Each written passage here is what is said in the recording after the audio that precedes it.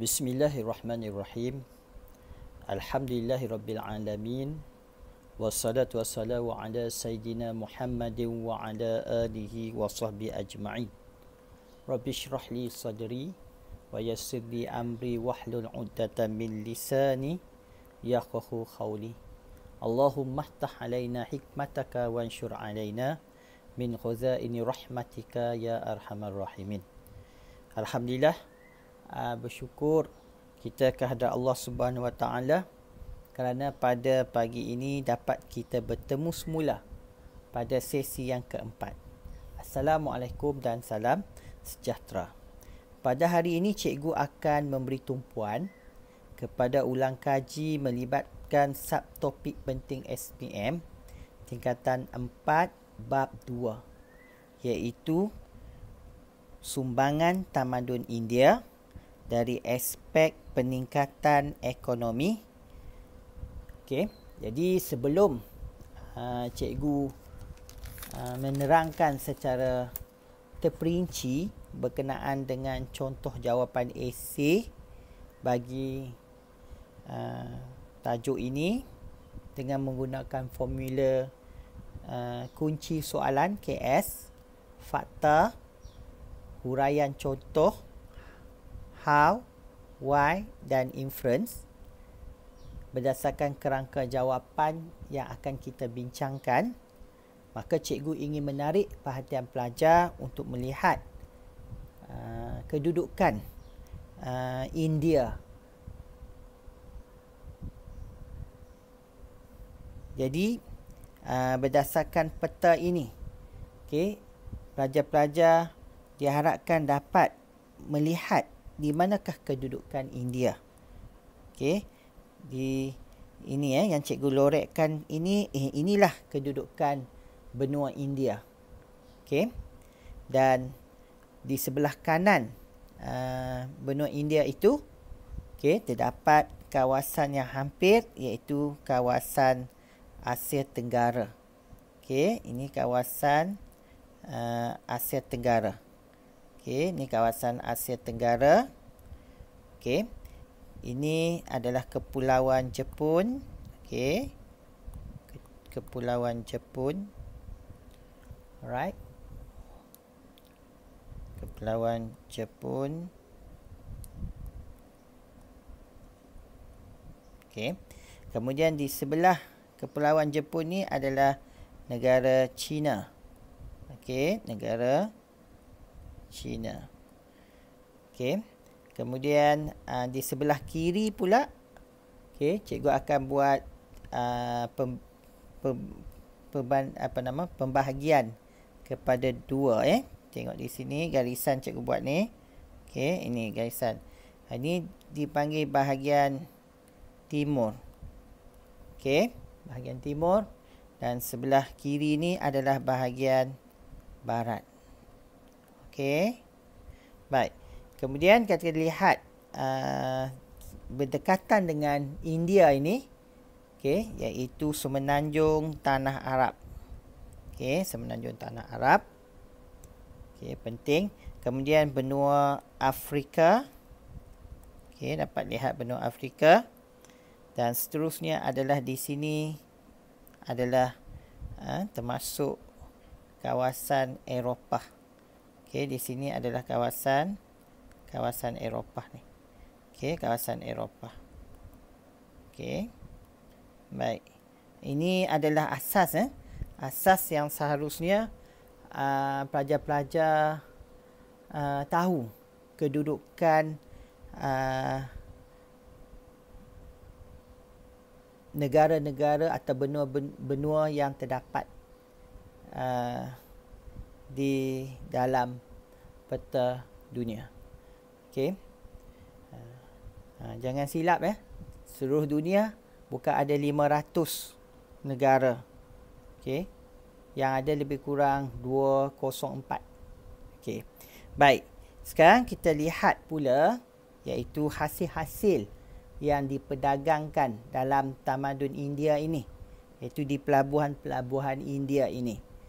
Okey, iaitu antaranya Gading Gajah. Kita dapat lihat inilah gading gajah yang digunakan. Selalunya mereka guna untuk buat apa ni gading gajah? Lebih kepada ada yang buat gelang, ada yang guna gading gajah ni sebagai satu bentuk ukiran, kesenian. Okey, lebih kepada kraft tangan. Okey. Baik, seterusnya pelajar akan dapat lihat ada emas. Okey. Nanti cikgu akan terangkan mengapa pelajar-pelajar ni perlu tahu ini. Ini antara barangan dagangan yang penting pada masa itu. Okey. Dan sampai sekarang emas pun merupakan dagangan yang penting. Betul tak? Okey, kemudian kita akan lihat mutiara juga antara yang mendapat sambutan saudagar-saudagar di seluruh dunia. Sehingga hari ini pun mutiara merupakan barangan perhiasan yang boleh dianggap antara yang termahal. Okey, kemudian kita lihat keperluan senjata. Okey, zaman dulu mereka perlukan juga senjata. Okey. Kemudian kita dapat lihat berlian. Okey. Right. Dan kemudian pelajar dapat lihat ini adalah jenis rempah ratus. Okey, rempah ratus memang terkenal lah di negara Asia Tenggara. Okey. Di kawasan Asia Tenggara adalah kawasan utama rempah ratus. Diikuti dengan tekstil. Okey, tekstil ni adalah yang dihasilkan daripada sutra, khususnya daripada negara China. Okey, dapat lihat kan gambaran tekstil kualiti sutra nombor 1 adalah dari negara China. Dan akhir sekali adalah barangan-barangan tembikar dan kaca yang dihasilkan juga daripada negara China. Okey, cukuplah cikgu tunjuk beberapa contoh hasil dagangan yang mendapat sambutan dari seluruh dunia.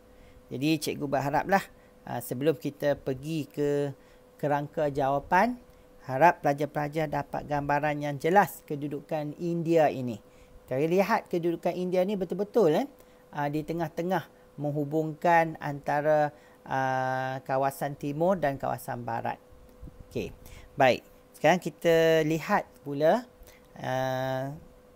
kerangka jawapan esei yang menggunakan formula KS, fakta, huraian contoh, how, why dan inference. Okey. Baik. Pelajar-pelajar masih ingat pada kali ini kita akan memberi tumpuan kepada satu soalan, iaitu jelaskan sumbangan tamadun India.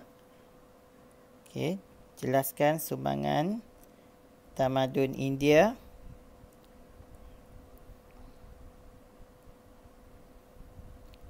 dari aspek ekonomi. Okey, dari aspek ekonomi pada zaman pemerintahan dinasti Maurya dan Gupta. Okey. Jadi ini antara soalan umum yang akan kita bincangkan. Kadang-kadang soalan ini diharapkan dapat membantu pelajar-pelajar sekalian, okey, memahami konsep asas dari aspek ekonomi dalam tamadun India, memberi tumpuan kepada aspek perdagangan. Okey, jangan lupa kalau aspek ekonomi, tumpuan tamadun India adalah aspek perdagangan. Okey, perdagangan. Alright. Jadi ini adalah kata kunci yang penting, iaitu perdagangan. Dari situ pelajar akan lihat di mana kita akan membentuk kerangka jawapan fakta, iaitu pusat perdagangan dalaman. Okey, ini pusat perdagangan dalaman. Dan juga pelajar akan bertemu fakta yang kedua, pusat perdagangan antarabangsa. Jadi cikgu akan detailkan dahulu bagaimana kita nak menghuraikan fakta pusat perdagangan dalaman. Jadi kalau kita lihat kunci soalan KS ini. Jadi pelajar perlu ambil daripada sini sumbangan tamadun India dari aspek ekonomi pada zaman pemerintahan dinasti Maurya dan Gupta ialah ini dipanggil KS. Dan cikgu rasa pelajar-pelajar tentu dah familiar dengan kunci soalan ini. Jadi kita ambil balik sumbangan tamadun India dari aspek ekonomi pada zaman pemerintahan dinasti Maurya dan Gupta ialah pusat perdagangan dalaman. Fakta. Jadi bila kita letakkan fakta ini, pusat perdagangan dalaman, maka pelajar tentu bertanyakan di mana pusat perdagangan dalaman ini. Maka diberi contoh, iaitu contoh pelabuhan di Karusa, Angga dan Kalinga. Ada 3 pelabuhan penting yang melakukan aktiviti perdagangan dalaman. Maknanya perdagangan dalaman ni melibatkan masyarakat India sahaja. Jadi Karusa, Angga dan Kalinga. Di sini Karusa, Angga dan Kalinga ini kalau saya akan membentuk akronim KAK, supaya dapat gambaran bagaimana nak mengingati nama-nama pelabuhan tersebut. So bagaimana pusat perdagangan dalaman ini beroperasi, iaitu melalui aktiviti pertukaran barangan, kalau pelajar lihat, atau dinamakan sistem barter. Ini memang popular pada zaman dulu, melibatkan aktiviti pertukaran barangan atau juga disebut sebagai sistem barter. Jadi dua benda ini, ayat ini menerangkan bagaimana pusat perdagangan dalaman itu melakukan aktiviti mereka. Jadi melibatkan pertukaran barangan dan sistem barter. Jadi memberi barangan apa yang ditukarkan di pelabuhan dalaman ini, iaitu saya membentuk istilah GEMS, dan dalam bahasa Inggeris, tapi dalam bahasa Melayu disebut sebagai permata. Jadi G ini merujuk kepada gading gajah, E ini merujuk emas, M merujuk kepada mutiara, S senjata, dan batu permata contoh tambah berlian. Jadi tadi cikgu ada menerangkan gambaran, atau cikgu ada tunjukkan gading gajah, emas, mutiara, senjata dan berlian. Inilah barangan-barangan yang begitu penting sekali diperdagangkan di 3 pelabuhan yang disebut, iaitu Karusa, Angga dan Kalinga. Pelajar-pelajar dapat Jadi akronim GEMS sesuailah, sebab GEMS ni permata iaitu berlian. Jadi cikgu harap pelajar-pelajar kalau ditanya soalan apakah barangan yang diperdagangkan di pelabuhan Karusa, Angga dan Kalinga, pelajar-pelajar dapat memberi contoh barangan ini, iaitu ingat akronim GEMS, GEMS plus berlian, batu permata berlian. Baik, seterusnya mengapa pusat perdagangan dalaman ini penting, iaitu membolehkan barangan-barangan tersebut dibekalkan kepada pelabuhan antara bangsa. Jadi bila ada pelabuhan-pelabuhan peringkat dalaman ini, maka aktiviti di pelabuhan di peringkat dalaman ini akan membekalkan barangan-barangan seperti Gading Gajah, emas, mutiara, senjata dan belian ini kepada pelabuhan antarabangsa. Okey. Baik, kemudian inferen di sini ini akhirnya membolehkan berkembangnya perusahaan barangan-barangan tersebut. Okey. Disebabkan dapat permintaan di peringkat antarabangsa, maka berkembanglah perusahaan barangan-barangan tersebut yang memberi punca pendapatan lumayan kepada kerajaan Maurya dan juga Gupta. Okey. Jadi cikgu berharap dengan kerangka jawapan KS, fakta, contoh, how, why dan inferen ini, pelajar-pelajar dah dapat menghasilkan satu kerangka jawapan yang baik. Okey. Jadi kita lihat bagaimana pelajar ini menghasilkan esei yang mudah. Okey. Kita tengok di sini, iaitu sumbangan tamadun India dari aspek ekonomi pada zaman pemerintahan dinasti Maurya dan Gupta ialah, okey, pelajar ini telah menulis dengan lengkap kunci soalan, iaitu fakta di sini adalah pusat perdagangan dalaman. Okey, diletakkan fakta pusat perdagangan dalaman. Yang contohnya, okey, di sini diberi satu contoh yang jelas, iaitu pelabuhan penting di Karusa, Angga dan Kalinga. Okey, di Karusa, Angga dan Kalinga ini adalah contoh. Okey, kemudian pelajar ini menghuraikan bagaimana pelabuhan ini beroperasi, iaitu melalui pertukaran, aktiviti adanya pertukaran barangan dan sistem barter. Okey, ini menerangkan bagaimana aktiviti yang berlaku di pelabuhan tersebut. Kemudian memberi barangan yang penting diperdagangkan di pelabuhan tersebut, iaitu senjata, gading gajah, emas, belian dan mutiara. Ingat cikgu selalu menggunakan perkataan gems, G-E-M-S. Okey, guna gading gajah, emas, okey. Kemudian mutiara, okey. And then boleh letak S tu senjata, G-E-M-S. Tengok calon ini dia tak ikut formula G-E-M-S. Okey, jadi pelajar bolehlah guna formula ini. Saja cikgu tunjuk tidak ikut formula, cuma nak pelajar ingat macam mana gabungan GEMS lebih mudah. Lepas itu letak belian, sebab gems tu permata. Dalam bahasa Inggeris ditukar bahasa Melayu, gems tu permata. Okey, jadi maksudnya permata tu berlian.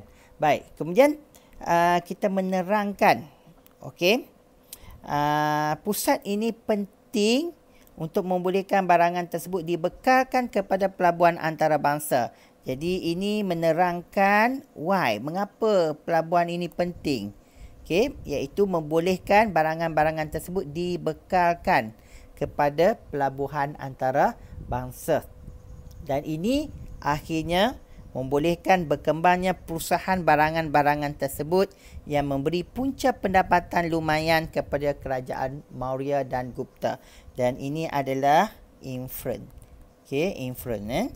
Cikgu harap pelajar-pelajar dapat menghasilkan satu jawapan yang mudah dari kerangka jawapan menggunakan formula KS, fakta, kemudian huraian contoh, kemudian menggunakan huraian how, why dan inference. Baik, seterusnya kita lihat contoh yang kedua. Tadi cikgu ada menerangkan pusat perdagangan dalaman. Sekarang daripada dalaman, maka kita tumpu pula kepada pusat dagangan antarabangsa. Okey, pusat perdagangan antarabangsa. Okey, cuba lihat di sini. Masih mengekalkan formula KS, fakta, contoh, how, why dan inferen. Baik, pelajar ini meletakkan KS, sumbangan tamadun India dari aspek ekonomi pada zaman pemerintahan dinasti Maurya dan Gupta ialah pusat perdagangan antarabangsa. Ini adalah fakta. Okey. Seterusnya, untuk menerangkan pusat perdagangan antarabangsa ni, contoh diberi kepada dua bahagian, iaitu bahagian timur dan bahagian barat. Okey, dengan memberi nama pelabuhan penting, iaitu pelabuhan Tamralipti, Gantashala dan Kadura. Manakala bahagian barat pula adalah Barot, Chao, Kalian dan Kembe. Jadi cikgu suka kenapa adanya dua pelabuhan bahagian timur dan barat ini. Kenapa? Sebab kita akan lihat bahagian timur ini akan menerima kehadiran saudagar-saudagar dari Asia Tenggara, China dan Jepun. Manakala bahagian barat pula akan menerima kehadiran saudagar dari Arab dan Macedonia, iaitu Greece. Okey, cikgu tertinggal ada satu lagi saudagar, iaitu Sri Lanka yang akan datang ke bahagian timur. Okey, baik. Sebelum itu, cikgu nak pelajar-pelajar lihat kembali peta ini. Okey, nampak peta ini menerangkan kehadiran saudagar-saudagar yang datang ke India, iaitu saudagar dari China, saudagar dari Jepun pun ada sebenarnya datang ke India membawa hasil dagangan seperti biji besi. Kemudian saudagar Asia Tenggara. Jadi ini saudagar bahagian timur dan bahagian barat, iaitu tadi ada diterangkan saudagar dari semenanjung tanah Arab, iaitu Asia Tengah, dan juga saudagar dari Eropah, iaitu Eropah ni kita menerangkan terutamanya dari Macedonia atau hari ini dikenali sebagai Greece. Okey, mereka selalunya saudagar Eropah akan mengelilingi benua Afrika lah untuk sampai ke pelabuhan di bahagian barat. Okey, baik. Berbalik kepada jawapan tadi, kita lihat bagaimana pelabuhan antarabangsa ini beroperasi. Aktiviti perdagangan antarabangsa dilaksanakan masih kekal melalui sistem pertukaran barangan atau sistem barter. Okey, cuma yang beza di sini melibatkan produk-produk seperti rempah ratus. Okey, rempah ratus ni termasuk gading gajah ini datangnya daripada Asia Tenggara. Manakala tekstil, tekstil dengan tembikar, barangan kaca, ini popular yang dibawa oleh saudagar dari China. Manakala besi ni daripada Jepun. Okey, baik. Ada juga dibawa bedak wangi dan minyak wangi ni. Okey, ini bedak wangi daripada Asia Tenggara dan minyak wangi ni daripada negara China. Okey, baik, ini sekurang-kurangnya dekat barangan ini cikgu berharap pelajar dapat mengingati 4 barangan penting, iaitu yang perlu dinyatakan rempah ratus, gading gajah. Kemudian tekstil ni sutera dan juga tembikar serta barangan kaca. Cukuplah pelajar memberi contoh 5 barangan yang penting yang diperdagangkan di pelabuhan. Di pelabuhan mana kita tengoklah, iaitu di pelabuhan bahagian timur dan juga pelabuhan bahagian barat. Okey, baik. Jadi ada 2 pelabuhan perdagangan antarabangsa. Okey. Kenapa? Sebab bahagian timur akan menerima saudagar dari Asia Tenggara, China dan Jepun, dan bahagian barat akan menerima kehadiran saudagar dari Arab dan Macedonia atau Greece. Jadi ini menunjukkan, sebagai inference, ini menunjukkan bahawa aktiviti perdagangan amat penting bagi sesebuah negara sehingga hari ini untuk mencapai sebuah negara maju. Ini rumusan umum lah. Okey, dan kalau pelajar-pelajar lihat, hari ini perdagangan sangat penting bagi sesebuah negara. Jadi hari ini cikgu akan tunjuk pula jawapan penuh yang ditulis oleh pelajar iaitu jawapan esei di sini. Okay, kita lihat gabungan jawapan esei menggunakan formula KS, fakta, contoh, huraian bagaimana dan huraian why dan juga inference. Jadi cikgu berharap formula ini menjadi satu yang memudahkan pelajar menghasilkan karangan dalam bentuk esei, khususnya bagi kertas 2. Baik, pelajar lihat di sini sebenarnya boleh juga pelajar menulis penanda wacana seperti selain itu, okey, di samping itu. Kalau di sini nak tambah selain itu pun bolehlah. Okey, selain itu sumbangan tamadun India dari aspek ekonomi pada zaman pemerintahan dinasti Maurya dan Gupta ialah, okey, ini KS, dimasukkan penanda wacana selain itu, iaitu pusat perdagangan antarabangsa. Ini adalah fakta, pusat perdagangan antarabangsa. Fakta, okey, beserta dengan KS tadi.